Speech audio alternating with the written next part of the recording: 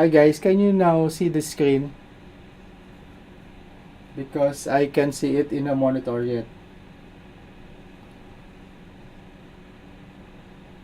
Can you see the screen now, Sir Roger? Or on sports?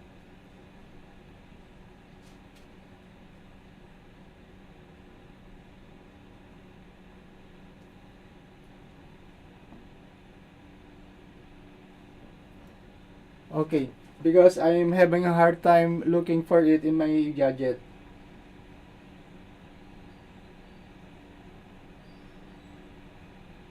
Okay, maybe we can proceed. So my device is not working on the monitoring because we intend to use it later. But maybe I can just switch screen.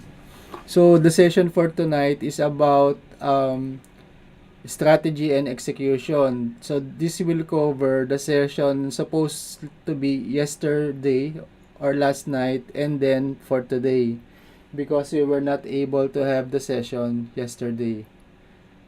So the topic for this week is about momentum. So how are we going to apply momentum or relate it to unjustifiable rationalization? Because for this week, our challenge or our disturbance is about unjustifiable rationalization. So according to Tony Robbins, we can apply momentum to address that problem or that concern about unjustifiable rationalization.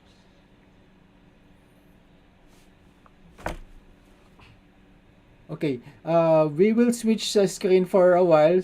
So for now, just take a quick look on this display and then we will switch to the other display. Shout out to Sir Roger Cabalhog before we switch. Shout out to On Sports.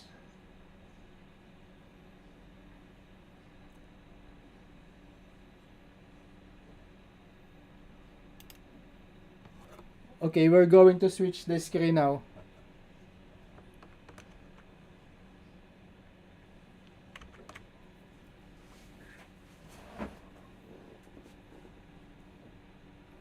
So I hope you can see the new screen. It is the Note app that we're going to use for the illustration. So if we have the disturbance as the unjustifiable rationalization, we will be having momentum and power of chunking to address them.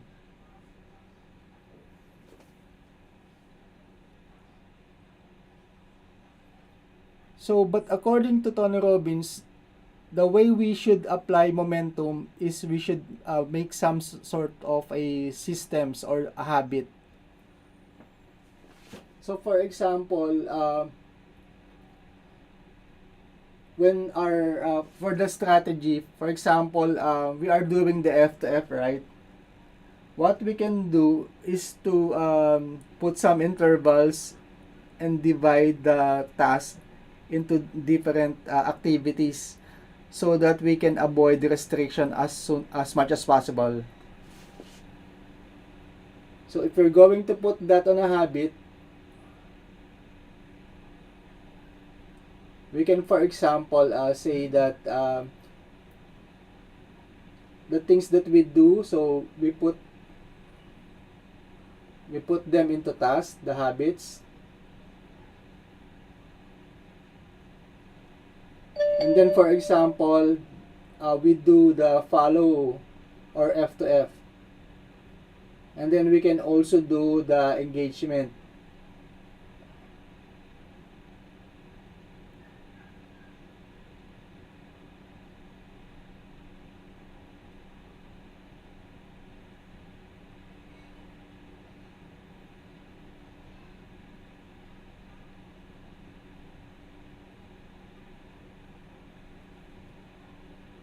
So what are the different kinds of engagement?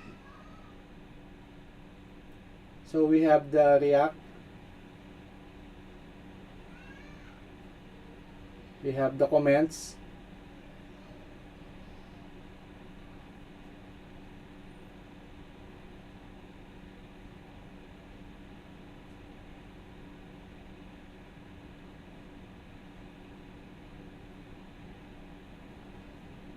And sometimes shares.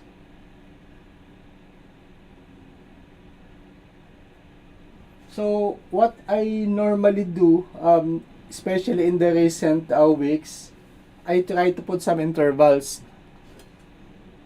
So first, maybe you can do the F to F. And then, alternatively, like for example, after I have done F to F, maybe I will try the F to F for maybe 5 pages.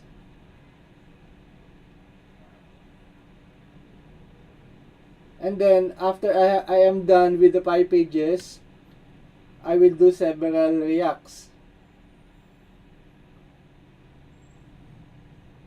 And then maybe I will put some intervals.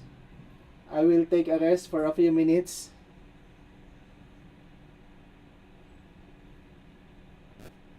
And then go back to doing F to F again.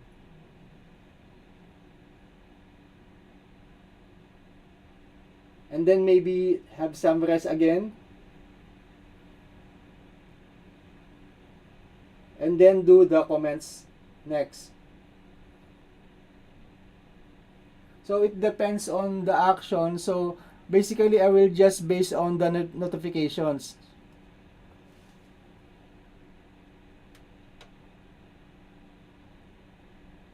So and maybe I'll take a rest there and then go back again to F to F. And then after a while, do some shares. So in this system, so I am putting these activities in some sort of a habit that I do, like for example 1 hour per day or a certain amount of hours per day. So it depends on your schedule. That is why early on I am encouraging you to develop some kind of habit so that you can easily integrate that into your own internal system. So it will be just like any other habit that you have on a day-to-day basis. And the power of chunking has something to do with distributing or spreading the efforts that we have for us to further utilize the effectiveness of momentum. So in this way, we won't be having some restrictions right away, because sometimes Meta will give us warning messages before we are restricted.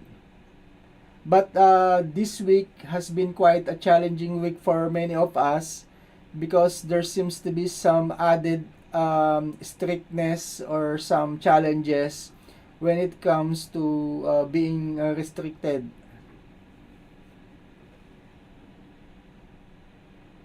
And with that, there are some delays with follow backs, and then there are also some unfollows that are happening. So in my experience, what I am doing is I just let it happen, because sometimes it will give you additional stress if you are going to pay attention to it. So there are people, there are pages who will really unfollow you, but just keep on going and keep on being motivated, because we are only after generally for the majority of our followers. So there are only few pages or people who will unfollow us, but the majority will still continue to follow. So that should be our mindset, so that we can avoid those disappointments or further stress. I'm supposed to show you another screen, but my Facebook app is not displaying properly. So maybe I'll just try again and show you tomorrow when we discuss about the staying power. So basically that is our session because it is cut short because of the non showing or non-working application that I am supposed to demo to you. We will just try to do it again tomorrow. Thank you for watching and see you again tomorrow.